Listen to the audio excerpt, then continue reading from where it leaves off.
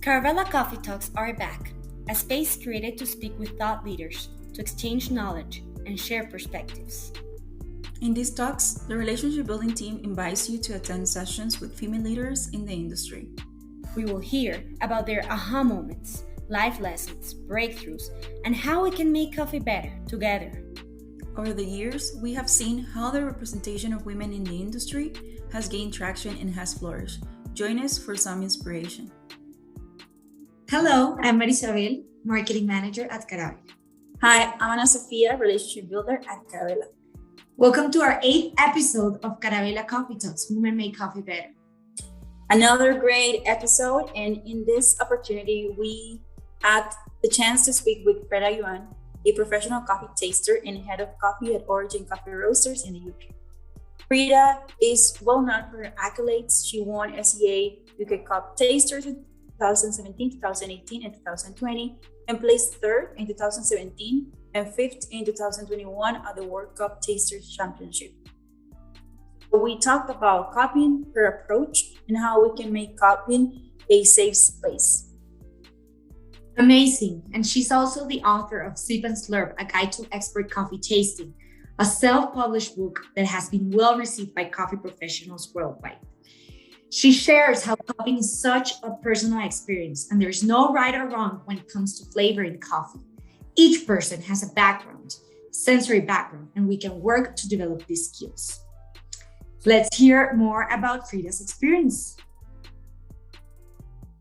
Welcome everyone to another coffee talk. Today we have the pleasure of having Freda joining us here to share about her experience, her work, and her insights about the coffee industry. So let's go ahead and start, Freda. How about we start with a small introduction about yourself and in your current role? Hello, everyone. Thank you, firstly, to Caravella to have me here. My name is Freda Yuan, and I'm the head of coffee of Origin Coffee Roasters. And my job basically is I'm a coffee buyer, get the coffee in from coffee producing countries and bring it back to UK, and also make sure the coffee quality is good enough. And then preparing different products for different customers with their different taste. I'm also 3-time UK Cup tasting champion, and also I had third in the world as well back in 2019. And I'm a Q grader, but I'm also the author of Sip and Slurp, A Guide to Expert Coffee Tasting. Excellent. Such a great achievement, Freda. Oh, thank you. How I'm interested, because you have like this role buying a coffee, connecting with farmers and many actors across the supply chain, also working in sensory evaluation and just tasting coffee. How did your journey in coffee start? What was that tell you I want to do this in coffee or explore more this industry? So I started to really get involved with coffee 8 years ago, and I came to London to learn how to make coffee. So initially, I went to Australia before, and I really enjoyed the coffee culture. I was only a front of house back then, working in a cafe, but I really, really enjoy people sitting in a cafe and then chatting. And I wanted to open a cafe in Taiwan, which is where I'm from. So I came to London to learn how to make coffee, because back then there were a few Australians opened cafes in London. So I worked in a cafe for 1.5 years, but the cafe was super busy, and I made too much coffee that I realized I don't want to open a cafe anymore because it's a lot of work. It's a lot of work, and then I have to be there all the time, pay a lot of attention to it. And so then I started to look into different direction for my personal coffee career. And then I got really interested into coffee tasting in sensory. And the more I get into it, sensory is a broad topic. And then the more I get into it, I started to get into coffee roasting, and then also green coffee buying. And then now that's where I am right now. Awesome. So it was it was a good way to find out what you really wanted to do and kind of focus your energy on. Amazing, amazing. You recently released a book, Sip and Slurp, which I find very, very interesting, but I think also what the industry needs in terms of like opening about sensory and how we can approach it in a more accessible way and making it see like everyone can just learn. What inspired you to write this book?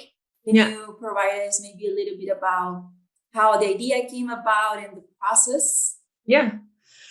So just to give the audience a bit more context, Sip and Slurp, A Guide to Coffee Expert Tasting, is a book that I break the coffee tasting process down into piece by piece. And then in the end of the book, I put everything together. So there's physiology side of the tasting, there's a basic taste, and then there's more complex information. And initially, I wanted to write this book is, firstly, I noticed that there's no such books in the market about tasting. There's more as an academic book, but there's not very approachable or easygoing book. And then because I have had competed cup tasting before, and at my second win for the UK Cup Tasting Champion, I realized that winning competition can be quite lonely. It's a personal game that I challenge myself and I make myself to the top of it. But once I reach it, I feel, well, there's no one sharing with me. And that feeling is more like, I wish everyone could really enjoy whatever I really enjoy, which is tasting coffee in present. So tasting coffee in that moment and really enjoy it, which is the competition about as well. And my friend suggested, oh, if you're like feeling a bit of, I guess I was a little bit lost because I feel, oh, so what's next? You know, like, what am I doing really now that I've achieved the second win? But then my friend suggested me, why don't you write a book? Because I have a really interesting background of learning how to taste coffee and then learning my personal perspective and then personal journey until now. And I should definitely share about it. So, like I said, I did a bit of research and then I realized that, well, yeah, actually it can be quite an interesting topic. And then I really want to share with people that we can all enjoy the moment. We can all not just enjoy the moment, tasting the coffee, but also enjoy our life in the moment. And I think that's something I've learned from my depression and my progress of bulimia. And that really helped me to understand I need to live at the moment, at the now. And therefore that helped me to expand. And then I decided I want to write a book about it and then to share with everyone. Great. That's a great way to share not only your knowledge, but your experience and your perspective. I think, you know, everyone's journey is unique, but it's always good to learn from others, like how they did it, like what was the process, especially when there are so many people interested that don't have like a clear path. It can definitely provide like a guide to learn more. So that is really inspiring. That leads me to my next question. We have talked about coffee, you know, being more accessible, more approachable, having more structure from your experience and from what people can gather, you know, in terms of knowledge. But also copying can be intimidating sometimes. And it can scare people when you don't have the information, when you are not speaking or saying the taste notes. So how do you think that we can make it more not maybe safe but accessible, where everyone feels confident? Do you have like an experience since you are on a daily basis copying coffee? So that whatever you just asked me was also the reason I wanted to write the book, because from my progression when I was a barista, I was asking people, so how do you taste more coffee? How can I be better? And people just said, well, you should just taste more coffee. Yeah, like, okay, so I've been doing that, but then why am I not progressing? Or maybe I was progressing, but I wasn't know, because there wasn't a really clear suggestion of how things could be in sensory. So therefore, I think it's more like a secret or a mystery for people, to really learn about what's going on. And so I wrote the book, but also I remember so clearly a long time ago, many, many times ago, I joined a few cuppings. There were a few people are more outspoken. Oh, this coffee tastes like rhubarb. This coffee tastes like, I don't know, raspberry or caramel. But for me, it was just, it tastes like coffee, and it is actually now that I know it is okay. But before that, like you said, I personally feel so intimidated because I can't say it. I can't shout any tasting notes. And I also equally feel, oh, I'm really bad at this. So I created this label. Oh, I'm not good at it, so I shouldn't keep doing it because I'm not good at it, And the more I do so, the more I realize that it's like learning bicycle. So we are learning our sensory, we're learning how to ride a bicycle slow, step by step. But suddenly we had a crash and then we had a struggle. So we're like, oh, I'm not good at it, so I'm not going to try it. But then we stop ourselves from doing or for training, right? But then the more, I gather more information, the more I train myself, the more I realize, oh, actually, yes, everyone was right. You have to taste more coffee. But we also need to understand that, firstly, I'm from Taiwan. You from Guatemala? I'm from Nicaragua. You can from Nicaragua, sorry. And then there are people from maybe Australia, people from UK.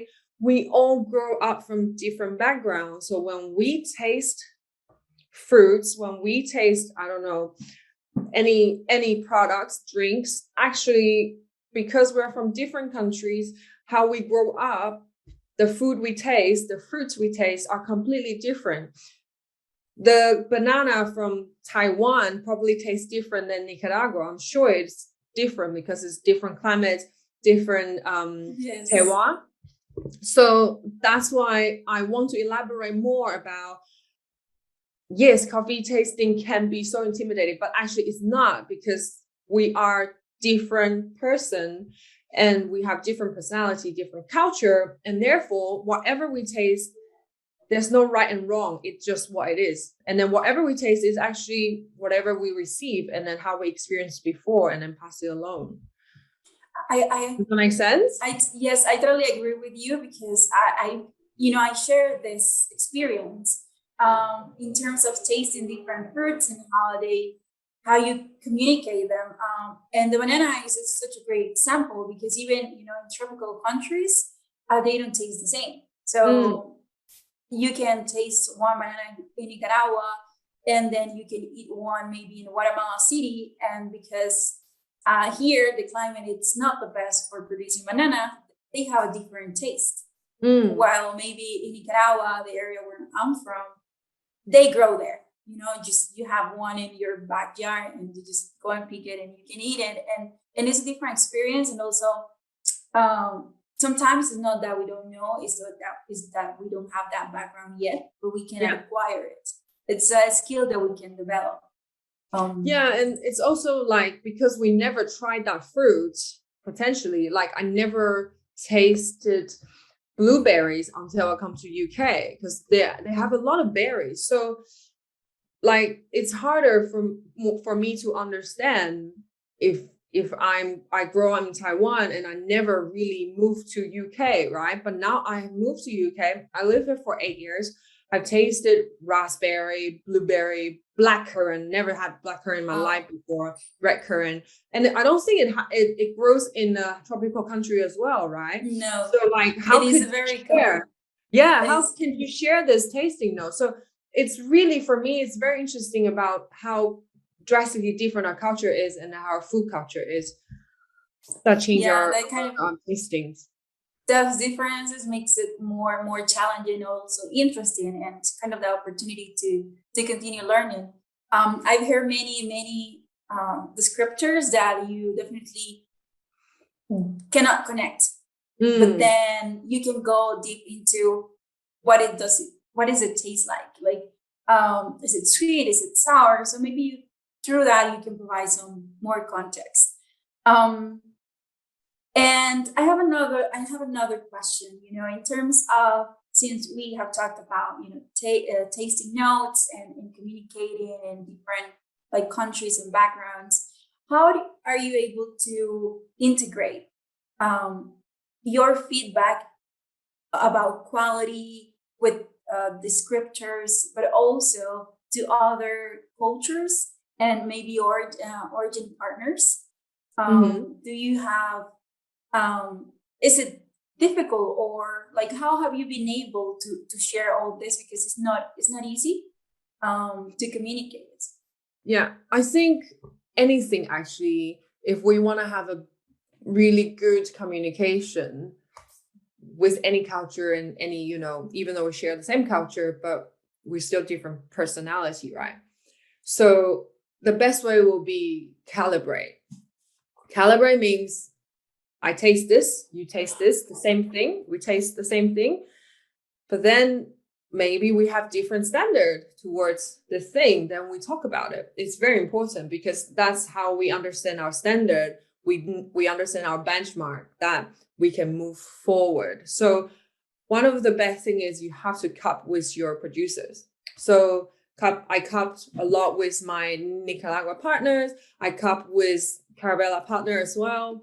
And so they could understand what am I looking for. And I can understand what is their sort of like categories. For example, Caravella has RTB, you have AAA, AA. So for me, if I understand what are your categories, RTB, AA, I sort of know your quality is, and then we can create a great conversation and we understand the language of the sensorial quality. So that's super, super important for me. Amazing. And what you mentioned is it's enlightening. It's interesting as well, because not everyone has always that perception, like being calibrated, like this is what I say it is. But just let's kind of stop and communicate. Like, what are they, identifying, sensing, like looking for? Because there might be, like a small degree of differences. Yeah, I think for me, is what's interesting is we all potentially understand what does that mean by acidity. We all potentially understand what does that mean by sweetness, but how we can accept the intensity level of the acidity and the sweetness is completely different.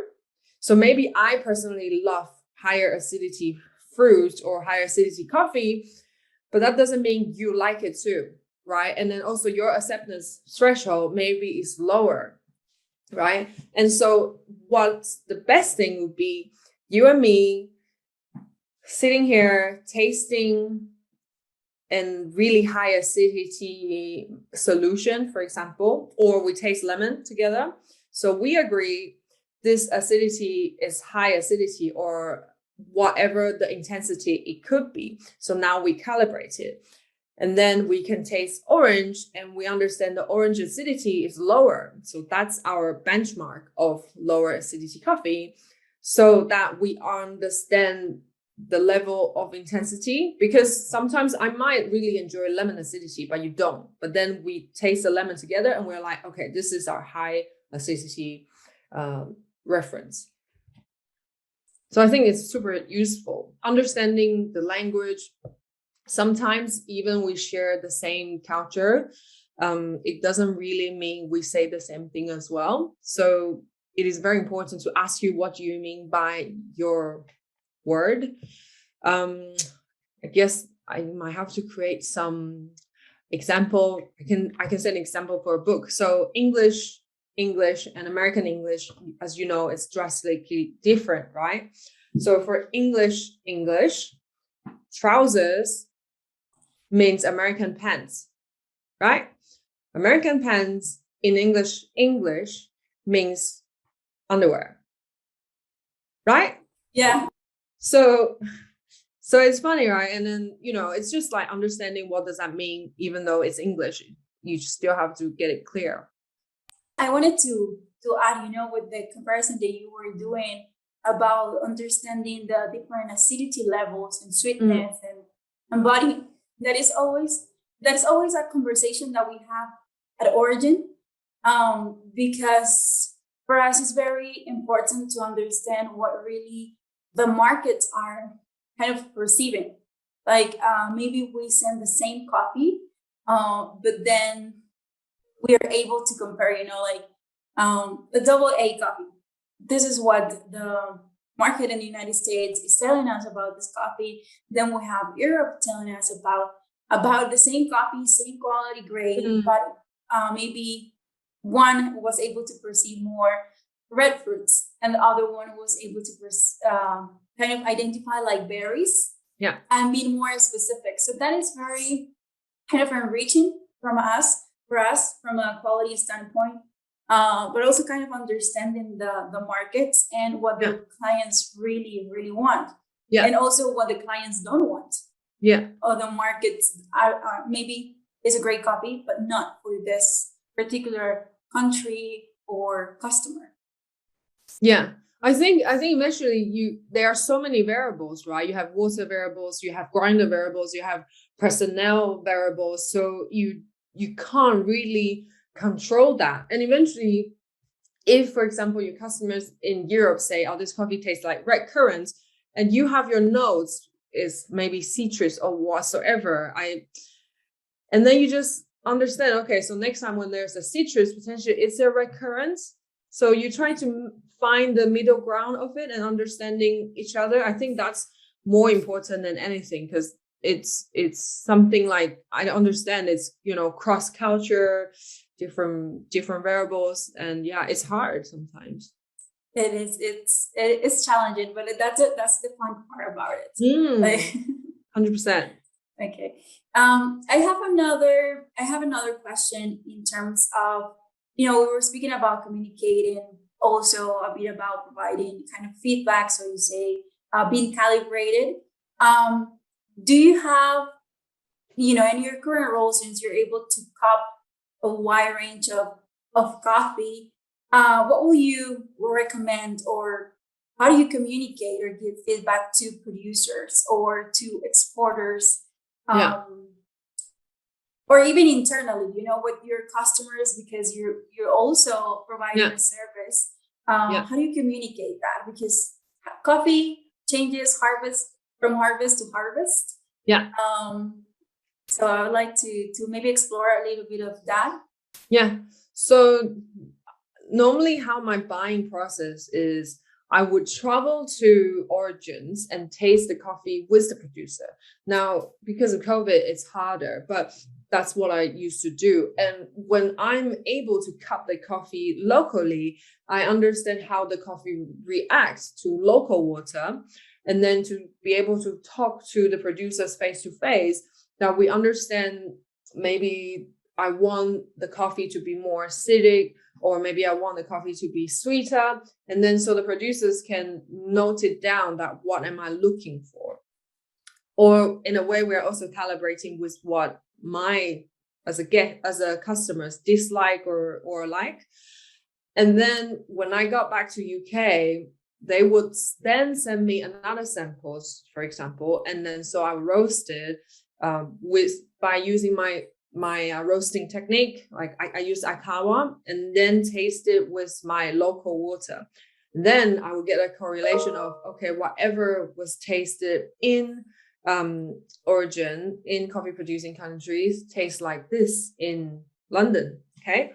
And then that's the normal process, how it works. So I actually could have a first communication when I first in Origin. But then now the COVID has changed everything. I will receive the sample first, and I will roast the coffee. I will actually cup blind to not like having a preconception of whatever that coffee is. I will just taste it. And I'll write down maybe there's a defect or maybe what I have tasted basically. And then I'll look at my notes and then reveal what the coffees are.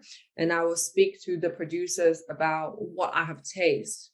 And then the producer will tell me, oh, how I processed this coffee means maybe how long they dry the coffee, maybe how long they ferment the coffee. And then we talk again about, okay, so my tasting notes of this might be because you dry too short, or maybe there's a defect because of this process, whatever. And then we are trying to find the middle ground again, so that maybe the next harvest, the producer will have a better understanding of, okay, so last time I did this, so this time I might avoid that. So I will create better quality coffee. So there's a lot of constant communication with the producers to together work towards to the better quality coffee. Amazing. I think it's key to provide feedback to because you can have a lot of insights that not always reach to the producers, to your partners at Origin, and that's how we can also improve and kind of validate if what we're doing, it's really working, or like how we can improve it in the long term. Because changes in the harvest is not. There are some changes that you can do in the same harvest, but there are some others that definitely require more time. It is like that in coffee. Moving on to our next question, and kind of towards the end of the conversation, Freda, what has been, along the years in your coffee career, and traveling, meeting producers, learning about coffee, and the beauty of it, what has been kind of the biggest aha moment that you have faced in this process, or maybe like a turning point that has really changed kind of your approach in the industry, or help you define all the value that you have been adding to this industry? Yeah, I think it's when I first took my job from Origin Coffee, and that it's a really big job. So Origin buys coffee from, I think, 11 countries at the moment, and there's a lot of containers of work. My past job was I bought 2 containers a year. So and then so you can't compare that, right? And then I never really understand what I should do, or I didn't really have a mentor. So I sort of just jump into the ocean and try to swim myself, even though there was sort of like a guideline and everything was prepared for me for the first 5 months I joined. However, it's a big swimming pool, I have to tell you. And I think the aha moment was when I realized we are buying a lot of 83, 84 coffee for the roastery. And that's one of the busiest and most popular coffee. It's an espresso blend. And the volume is huge. And I probably buy 3, 4, 5 containers. No, I think more of the blend for that espresso. And I realized that those coffees are actually the most important coffee to the producers. Yes. Because they don't really have a lot of 86, 87, 88, 89 coffee, because that takes a lot of time and effort. And the volume normally can be just 10 sacks of coffee, or sometimes 30 kilos of that coffee. And the volume is really small for those high quality coffee. But for coffee that is lower than 86 and below, there's a lot of coffee, there's a lot of volume. And because I am able to buy those big volume of coffee, and that means I can actually increase the volume to buy from the producers. And that's when I realized the more I'm buying this coffee, 83, 84, or 85, or even lower grade coffee, the more I can support them, and then the more I can move the their production forward. I guess what I'm trying to say is lower grade coffee is awesome because it's great for economical reason. It can also help the producers to get more money as well. And then I think it's win-win for my perspective as a coffee buyer for our espresso coffee blend, but also for the producers. And that's when I started to push more to sell more coffee and then more espresso blend. And now we're, I think, 8% higher than the first year I joined the company. And that was my aha moment, because as long as I can make my coffee more accessible, I can buy more coffee to support the producers.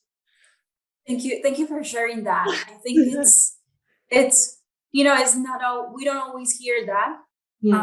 Because of course we work in the specialty industry and we look for outstanding coffees, but like you said, the reality is that producers not always maybe they can sell like 90% of their harvest to the specialty coffee market, but in different quality ranges. Yeah, it won't always be above 86, above 87 points coffee. Yeah. And all of those coffees have a purpose and can find like a home that can really make them shine. So it's so thank you for sharing that and understanding and kind of like a very, very key to what we do as an industry is understanding those differences, because again, always 100% of a producer's production won't be about, micro lots.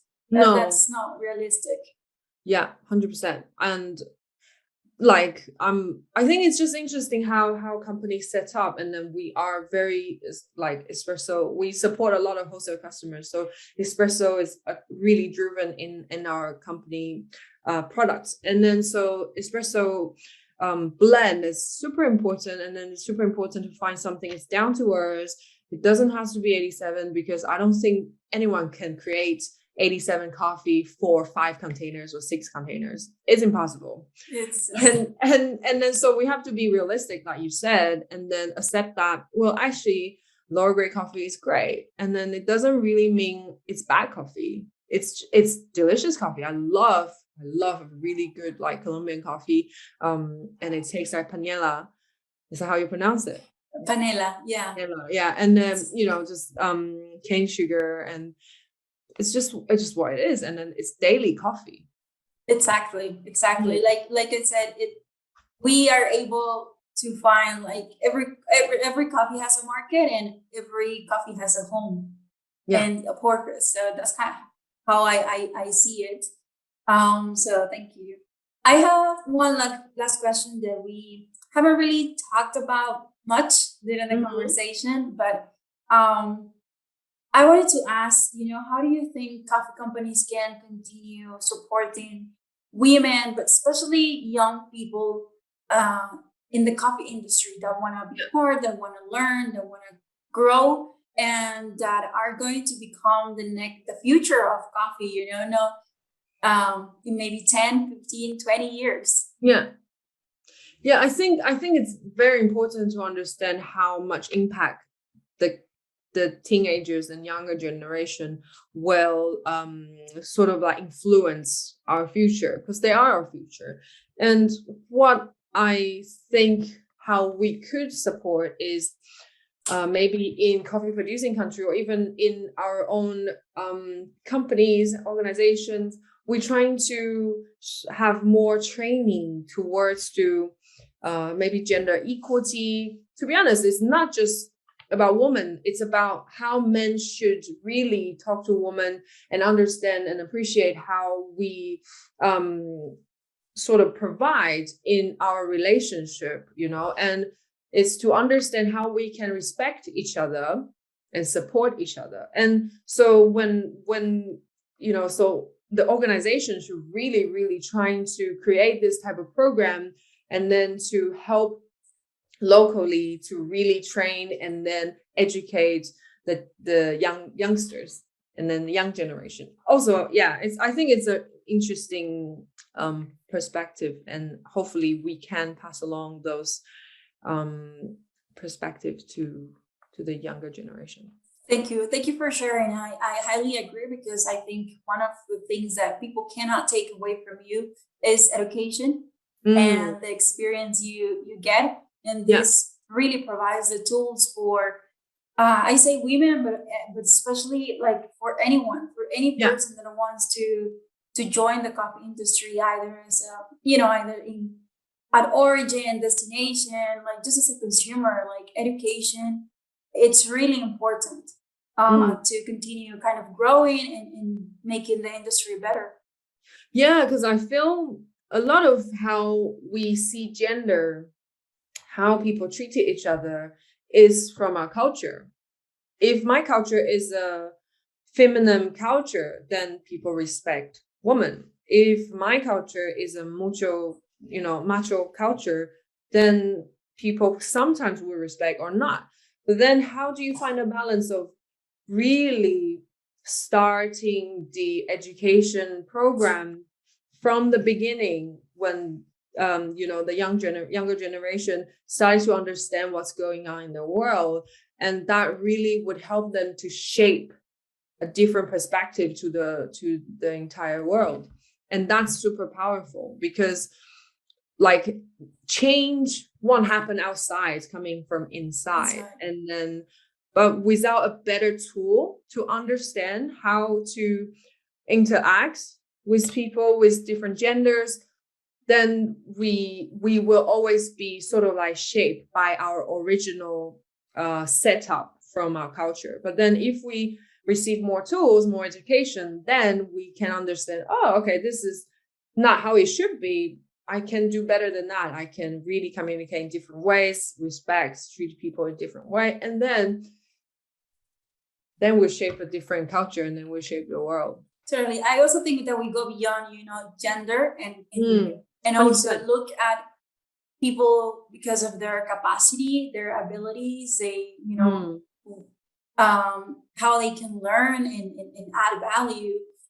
So we look at them as professionals, of like, really, like, this person can occupy this space that maybe was meant for men, but now it's just for the person who is most qualified, or that can learn the skills needed to be in this position. So I think that is very fundamental to how we are going to continue shaping the coffee industry.